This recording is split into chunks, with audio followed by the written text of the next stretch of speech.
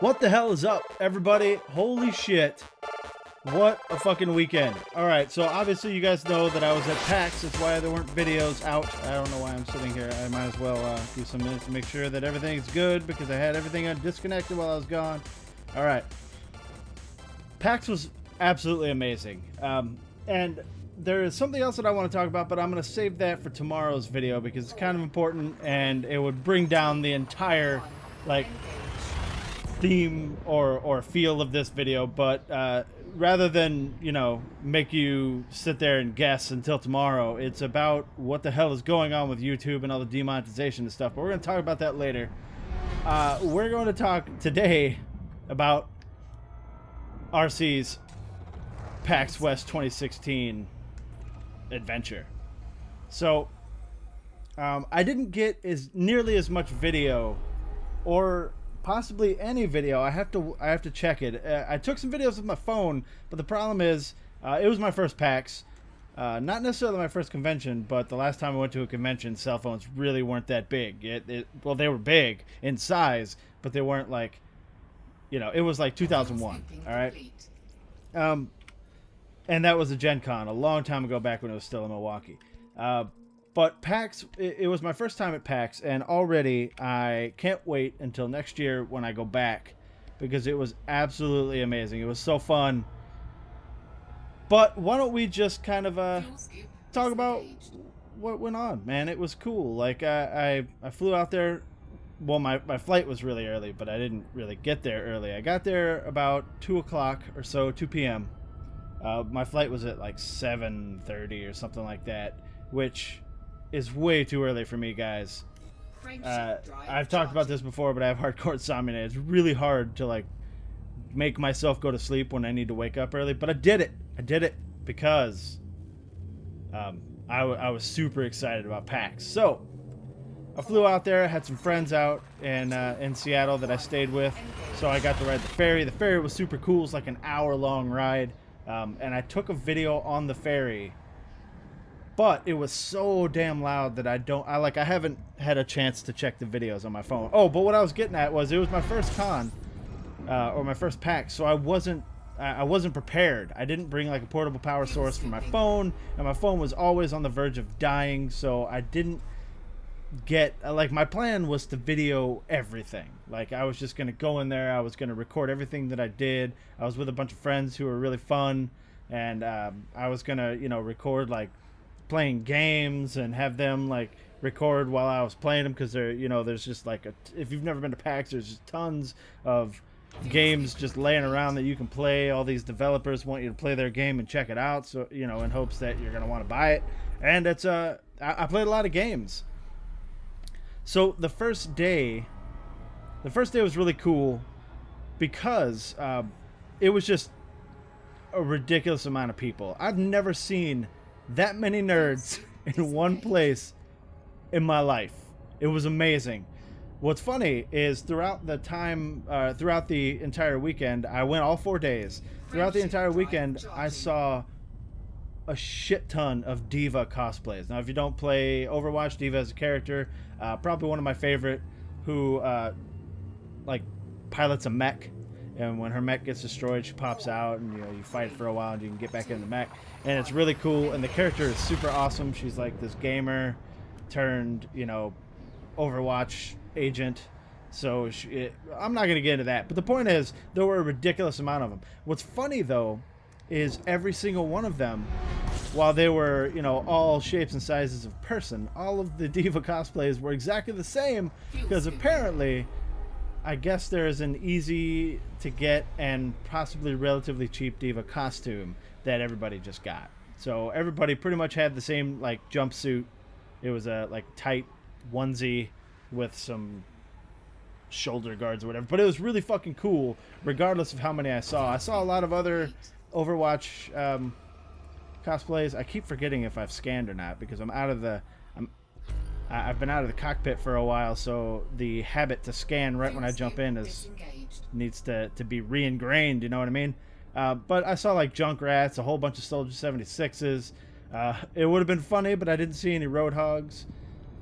You'd think that at a giant nerd con you'd see some people, you know, with the right build for a Roadhog, but that just didn't happen. I saw a lot of Final Fantasy cosplays because Final Fantasy 15 was one of the biggest things there, and we'll talk about that in a second because I am, as you guys have probably found out by now if you've watched almost any of the other Elite videos, that I play Final Fantasy 14 on a regular basis. I've been a Final Fantasy fan since 1980 something, 88, 89, something like that, when the first one came out. I've been playing Final Fantasy my entire life, and 15 is just one of those games where I can't wait to get my hands on it. But that was not the first day. Well, it kind of was. So the first day we went and we just kind of looked around a little bit. I went to like the big convention hall that had just all of the big name games like Square Enix and you know, Capcom and all kinds of stuff. The first thing that we looked at, or the first thing that I looked at, was the indie game stuff, though, on the top floor. Now, there were a ridiculous amount of cool indie games. The one that really caught my eye, and I talk about it in the vlog that, like, again, I have not checked to see if the vlog is worthy to, you know, if it's okay. I was ridiculously wasted when I did this, so it was like a drunken type thing, but I talked about the Harebrained Schemes Battletech display. I've been okay, a little bit of backstory for maybe some of you that haven't been playing or haven't been watching from the beginning. I'm a huge like old school FOSSA guy. I played Shadowrun and I played Battletech, and I played them almost every day. And there have been a lot of Battletech and MechWarrior video games over the years, over the decades, but none of them captured what I needed them to capture, and that is the tabletop experience. So that's what they're working on right now. So we were looking around and we played a couple games. I don't remember exactly what one of these games were, but it was like a 4-player like puzzle game. I'll probably find it and talk about it tomorrow or something, but that was really fun. I didn't want to play a whole lot of games the first day. I just wanted to like see everything. So when we were walking past like into the like a separate convention hall, because it was like 3 different convention halls just full of indie games, and then there were even more later that I found the second day. But we were walking past and I caught the big ass Battletech like display, and I immediately ran over. I sat there like staring in awe as people played the quote-unquote super pre-alpha that they had set up, and one of the Harebrained Schemes guys, I don't know who it was because I don't really know their faces. I don't know if it was the Battletech guy himself, but he was standing there, and I started talking to him, and I was telling him how excited I was for it, and that I was a backer and all that stuff. Well, he asked if I was a backer, and I was scared to play it, guys. And we'll get into that when I get to the day 2 stuff, because I just stood there like in awe watching people play, and it looks so fucking cool, and I can't wait. I cannot wait. But after that, we had a nice lunch. We went to like Buffalo Wild Wings or something, but it was pretty nice, and I drank a lot there. And we just did like fun, not necessarily touristy things, but like PAXy things that didn't necessarily have to do with PAX. And then the second day, I made it my mission. I was going to go play that game. So I went off like by myself, because we all kind of split up to go do our things, and I went off by myself to go straight up there. And I went up there, and they had like a Necropolis thing, like it was the Harebrained Schemes thing. So they had like one side was Battletech and the other side was Necropolis, because they added a new character in Necropolis called the Brute. If you guys remember or watched, I did a Necropolis video when it first came out. I haven't done one since, because it kind of, the control scheme and the fact that I have to unplug all of my stuff for it to even like recognize my controller just kind of irks me. So eventually I'll get back to it, but I didn't really care about that. What I cared about was Battletech. So I went straight up there, guys. I went straight up there, and I stood there because there were a lot of people playing, and I just watched. And when it came to like when one was open and the dude asked me if I wanted to play, I was like, look, man, I played this shit when I was in high school. I played it at lunch when I was in high school. And BattleTech, or a game like this, a good BattleTech like tabletop style game, is like a girl that you've been in love with for 20 years, because it's been about that long. It's like a girl that you've been in love with for 20 years, but she was always unavailable. And now she's finally available and you're too fucking afraid to make your move. And he laughed and he was like, "You sure you don't want to play?" And I was like, "Look, man, I'll come back, but I'm not ready. I'm scared." So I went off and I looked at, at a whole bunch of stuff. I went downstairs to the big area where like Final Fantasy 15 setup was, and the Final Fantasy 12 Zodiac Age. By the way, I'm excited for that. I don't know if I've ever actually talked about this, but Final Fantasy 6, 4, and 12 are my top 3 in that order. And I'm really excited for the Zodiac Age. When it comes out, I will be doing it on this channel. I'll also be doing Final Fantasy 15. If you don't like those games, I'm sorry, but I have to play them. And they're both going to be ridiculously long series. But we went to the 12 thing, got a cool poster, and that was the second day, so that was Saturday. We went to the Final Fantasy 15 panel. Now, we had to get there really early. We were kind of close, like one of the first people in line.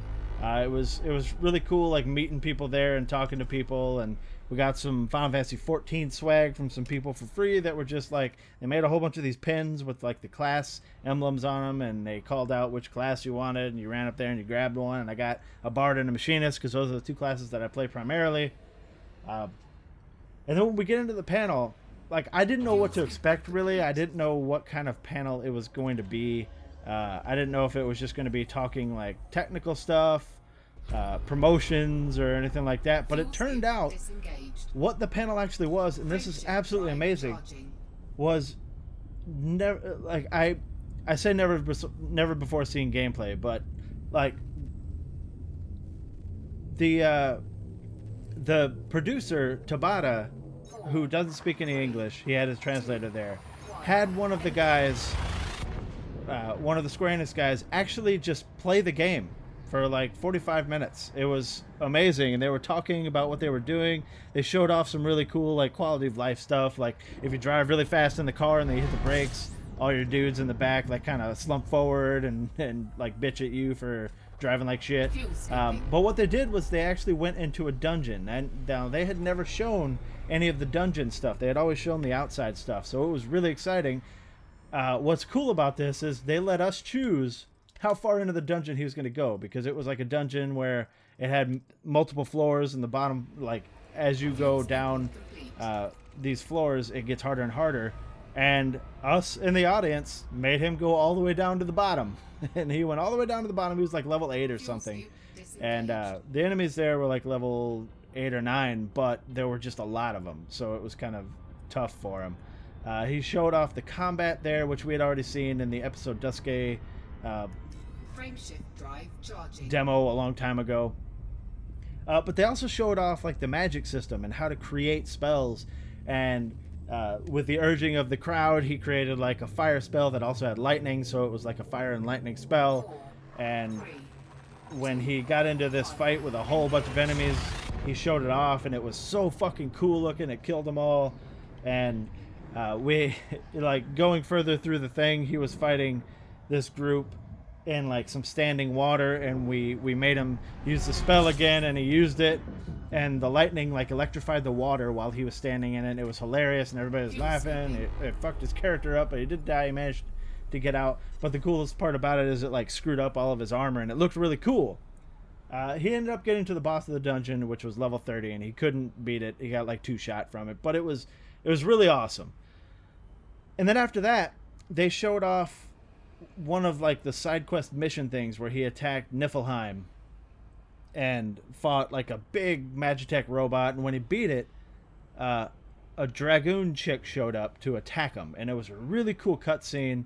They didn't want to show off the whole fight, but they fought her for a few seconds or whatever. Her name was Aranea or something like that.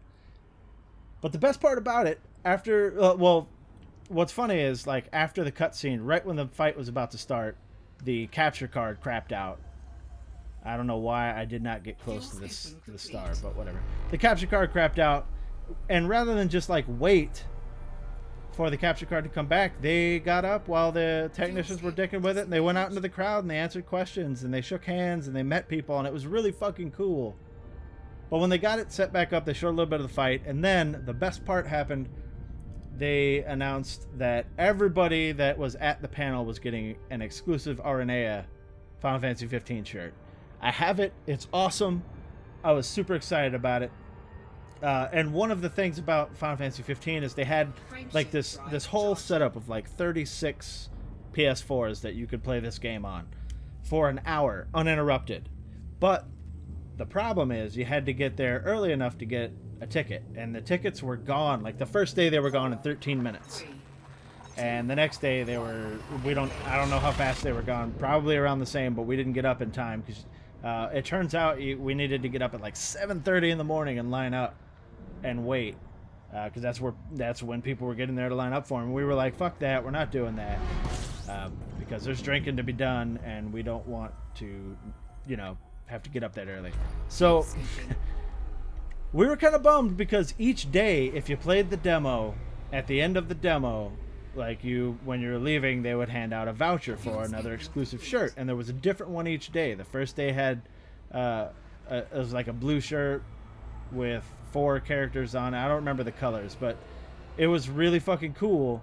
But we were so bummed that we weren't going to get these shirts. So on the 3rd day, I walked up to the guy at the end of the thing who was giving them out, and I patiently waited for everybody to leave, and I walked up to him, and before I could even say anything, I opened my mouth to say something, and he was like, look, man, are you more interested in playing the game or the shirt?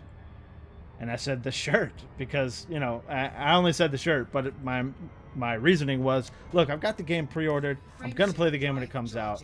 The shirt is the exclusive thing. And he just handed me a voucher and was like, there you go, man. So I got a really cool one with Noctis and Cygnus, I think. Super cool shirts. I'm super excited about that. I got a whole bunch of like different shirts from other developers. There's a game called Elix, which looks really cool. It looks like it's made by the guys who made like Gothic and Risen, which I used to love Gothic 1 and 2 back in the day. I thought they were absolutely great games. I didn't really like Gothic 3 a whole lot, and I didn't really like the Risen games. I played the first one, it was okay. But they made a new game called Elix, which is essentially like a post-apocalyptic game. Like, because the character's running around on like old busted up highways and stuff like that. But it looks and plays like The Witcher. I mean, it's gorgeous. It plays so smooth. I can't wait. I played it for about half an hour or so, killed a couple things that I was technically underleveled for. I mean, for the build they gave us like powered up armor and stuff like that, but there were still things that could, as a matter of fact, the thing killed me the first time, and I went back and I showed it what's up. And I got a shirt from there, and talked with the developer there. We moved on.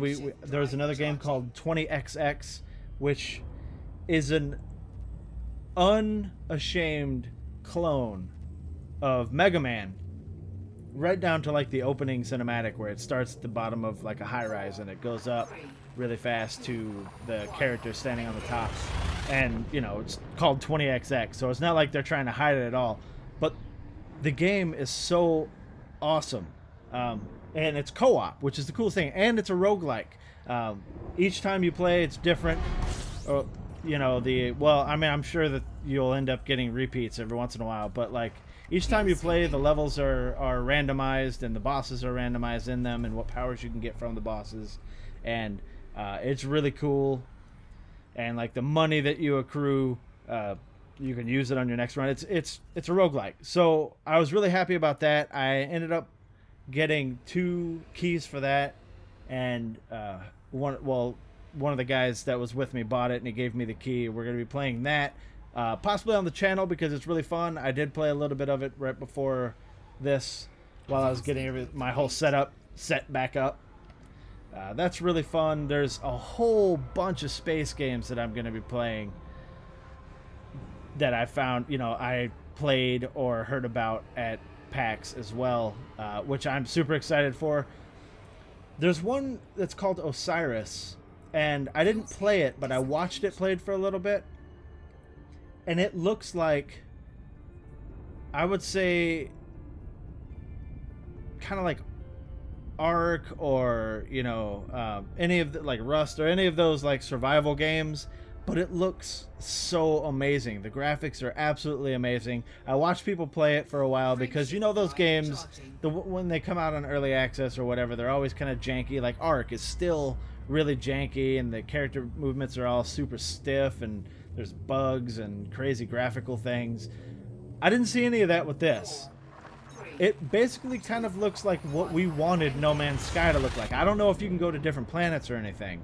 It might not be how that works, but the on-planet stuff looks just like what I wanted No Man's Sky to be. So I'm really excited about that. They didn't have any keys or beta keys or anything like that to grab, but I grabbed some info on that. There's one called Fractured Something. If you give me a second here, I'll see if I can find the... I'm gonna leave it kind of far from this star here and see if I can find it. Hold on. Oh, it's called Lightspeed Frontier. It looks really fucking cool. Like, you can customize your ships. There's a whole bunch of different star systems you can go into. It's all procedurally generated. There's combat and trading and stuff like that. It looks really cool, and I'm going to be checking that game out as well. I believe there's probably a beta already out. And if there is, you probably have maybe already played it or seen something about it. Or maybe since you're watching this, you'll probably get to it before I do. But it looks really cool, and I'm super excited about that. There's too many games for me to get to in this video to talk about that I saw. But overall, guys, the PAX adventure was absolutely amazing, and I cannot wait to get to it again tomorrow. Tomorrow, holy shit, next year. I'm going to be waiting, with bated breath for PAX West again next year. And I know that there's other PAXs like East and South and Boston and Austin. Wow, Boston and Austin. But I've got friends in Seattle, so that's the one that I'll be going to, which generally means that I will probably see games late because they've already been shown at the other two PAXs, but whatever. The last thing that I do want to talk about, though, before I end this video, is that I met up with Tim Keenan, the developer of Duskers, on the last day, on Monday, and I talked with him for like 2 or 3 hours, 2.5 hours, something like that. And he had, because Duskers won like an Intel contest, like best game or whatever, they had it at the Intel booth. And I went and I hung out with him, and we talked a whole lot about the game, about like,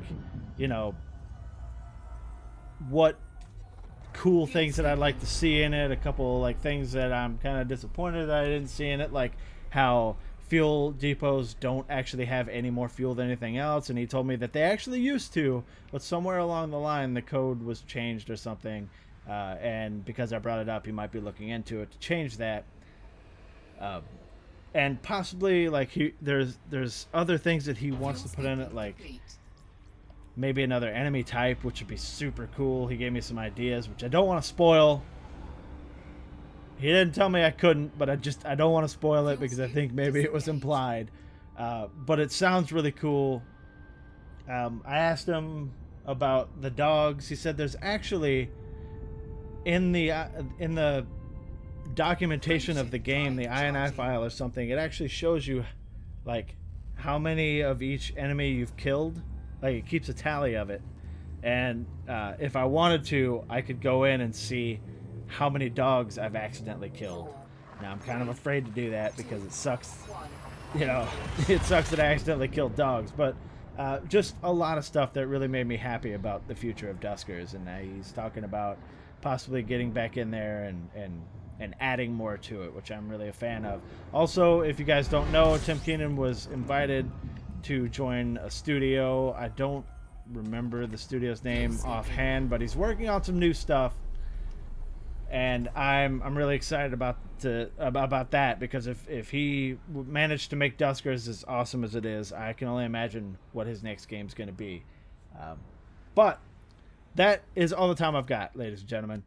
Now I'm going to be talking about something else. Wow, there's a shit ton of this system's huge. Fuel scooping complete. I'm going to be talking about something that is actually kind of scary tomorrow. So look forward to that. Also, I had a kind of, like, not necessarily an idea, but something that I'm going to be doing with the channel in general that kind of affects, it doesn't necessarily affect Elite, but it's kind of because of Elite. When I get back to the bubble, you know, like, the only time I play and talk to you guys like this is when I'm exploring, right? But I want to start doing more videos like this where I tell you guys what's going on, kind of like a vlog, I guess, kind of thing. So when I get back to the bubble, Elite Dangerous videos are going to go back to just gameplay videos, and the content, the commentary and stuff is going to be more gameplay related. You know, like when I got back to the bubble the first time, then they resumed. But what I am going to be doing is making videos like I'm making now, but just with random games, because I got, Fuel scooping. you know, there's a ridiculous amount of games out there that I want to play that I might not necessarily want to do a series for. I started playing Hearthstone again for some reason. I never really played it a whole lot, but sitting at an airport for hours on end on layovers, you know, and with Hearthstone on your phone, you might as well. So maybe I'll do like commentary videos with that. Well, whatever. I need to play a little bit more Overwatch, that kind of thing. But this video has already gone on way longer than I wanted it to. So, oh, all right. Well, maybe I'll be checking that out. But that is all the time I've got. So if you like this video, guys, go and hit that like button. If you want to see more videos of Elite Dangerous or any of the other videos that I've done, go and hit that subscribe button. If you have anything to say, throw it down in the comments or hit me up on Twitter. That is @RestlessCorpse. Thank you very much for watching, guys. I appreciate each and every one of you. I'm so happy to be back. And I'll see you guys in the next video. Eject. Eject. Eject. Eject.